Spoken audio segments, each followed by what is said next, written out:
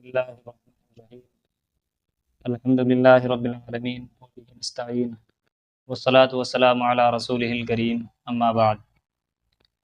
معزز سامعین اور برادران اسلام، السلام علیکم ورحمۃ اللہ وبرکاتہ۔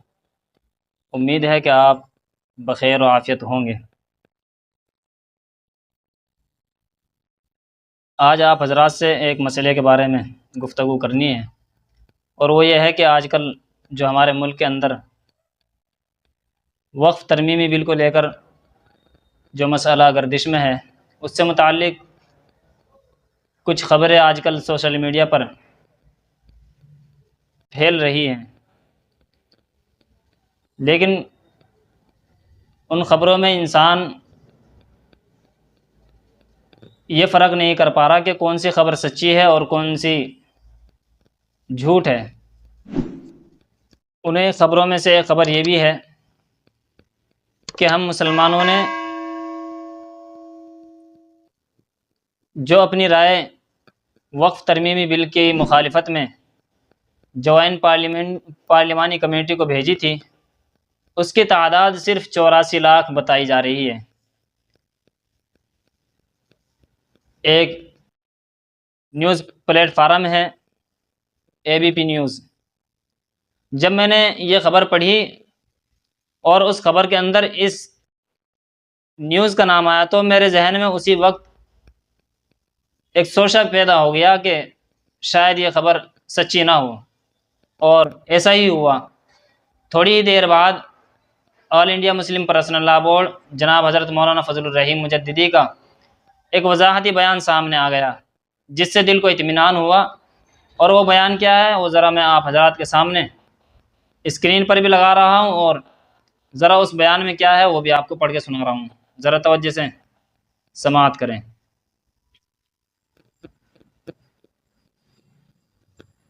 سوشل میڈیا اور اخبارات میں JPC کے حوالے سے چھپی خبر کہ صرف 84 لاکھ ای میل موصول ہوئے ہیں، اس پر all India Muslim personal law board کے جنرل سیکریٹری حضرت مولانا محمد فضل الرحیم مجددی نے وضاحتی بیان جاری کرتے ہوئے فرمایا کہ JPC کے حوالے سے ای میل کی تعداد کی جو خبر سوشل میڈیا پر گردش کر رہی ہے وہ صحیح نہیں ہے۔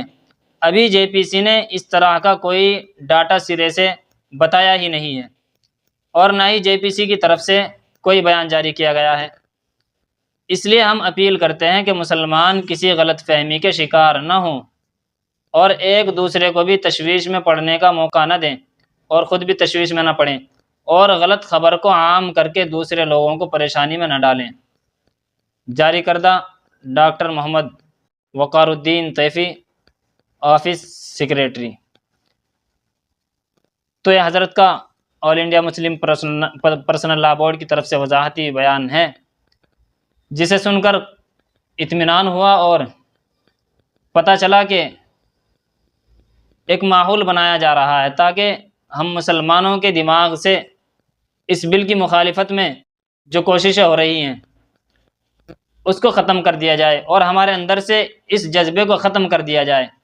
تو آپ سے درخواست یہ ہے کہ کسی بھی سازش کا حصہ نہ بنیں، اور بلا تحقیق نہ تو کسی خبر پر یقین کریں اور نہ ہی دوسروں تک اس کو پہنچائیں۔ اس کے علاوہ ایک بات یہ ہے، چاہے حکومت ہو چاہے سازش کرنے والے لوگ ہوں، ان کو میں اپنی قوم کی طرف سے یہ بتلا دینا چاہتا ہوں کہ ہمارے یہاں اس بل کی مخالفت یا موافقت کی جو تعداد ہے وہ کوئی معنی نہیں رکھتی۔ اگر ہماری رائے کی تعداد کم ہی رہی تب بھی ہم مسلمان اس بل کو کسی قیمت پر قبول نہیں کریں گے، چاہے ہمیں سڑکوں پر آنا پڑے، چاہے کوئی اور راستہ اختیار کرنا پڑے۔ اور اپنی قوم سے بھی درخواست یہ ہے کہ اگر خدا نخواستہ یہ بل حکومت زبردستی لاگو کر دے یا پاس کرا لے تو یاد رکھیں کہ اپنے ایمانی جذبات کے ساتھ میں اس بل کی پرجوش طریقے سے مخالفت کرنی ہے، چاہے جس طریقے سے بھی ہو۔ تو آج کا پیغام یہی تھا۔ امید ہے کہ آپ حضرات کو بات سمجھ میں آ گئی ہوگی۔ دوسری درخواست یہ ہے کہ آپ اس پیغام کو زیادہ سے زیادہ دوسرے لوگوں تک پہنچانے کی کوشش کریں تاکہ دوسرے لوگ بھی کسی سازش کا حصہ بننے سے بچ سکیں۔ فجزاکم اللہ واحسن الجزاء، وآخر دعوانا ان الحمد للہ رب العالمین۔